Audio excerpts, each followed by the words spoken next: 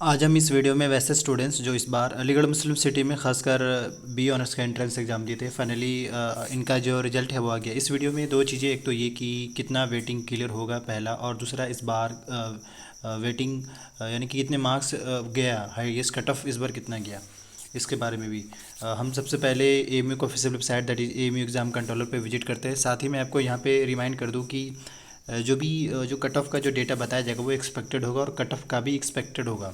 ये कोई कंफर्म नहीं कहा जा सकता कि हाँ भाई आपका इतना पे हो ही जाएगा या हो कंफर्म हो जाएगा, क्योंकि हर साल जो है वो अलग अलग सिचुएशंस क्रिएट होते हैं, तो उस हिसाब से वो मैटर करता है।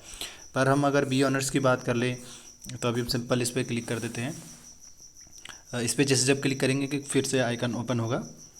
अभी जस्ट ये ओपन हो रहा है, हम थोड़ा इसको मौका देते हैं। ख़ासकर अभी हम जो बताने वाले, जैसे देखिए मैं बता दूं कि जो फैकल्टी ऑफ आर्ट्स में जो लिस्ट है वही लिस्ट आपको फैकल्टी ऑफ सोशल में दिखेगा। तो अभी जो है देखिए, ये जो सेलेक्टेड कैंडिडेट का तो 90% चांस है कि इनका एडमिशन मिलेगा ही मिलेगा। पर ये जो चांस मेमो वाले कैंडिडेट है और ये स्पेशल कैटेगरी वाले कैंडिडेट है, इन दोनों के लिए सीन ये है कि अगर सीट वैकेंट रहेंगे तभी इन स्टूडेंट्स को, यानी चांस मेमो वाले कैंडिडेट को मौका दिया जाएगा।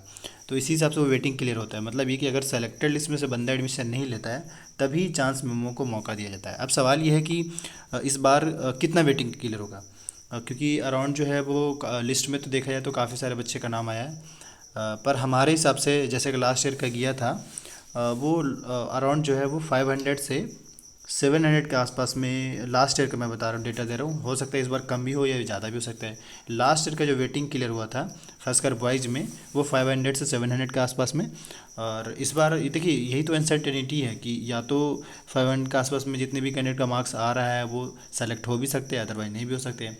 पर ये डिपेंड करता है क्या, कि जो सेलेक्टेड कैंडिडेट में जिस कैंडिडेट का नाम आया है, इनका जो है अगर वो एडमिशन नहीं लेते हैं तभी इन चांस में वालों को मौका जाता है। इसलिए लिस्ट निकाला जाता है ताकि जो है अगर बच्चे को पता चल जाए कि हाँ भाई हमारा चांस में है, तो इनकेस क्योंकि इस बार तो वैसे भी ऑनलाइन काउंसलिंग होना है, तो ऑनलाइन काउंसलिंग में तो आप जान ही रहे हैं कि उसमें जो जो बताया गया, जो पूछा जाए उसी के अकॉर्डिंग हो गए।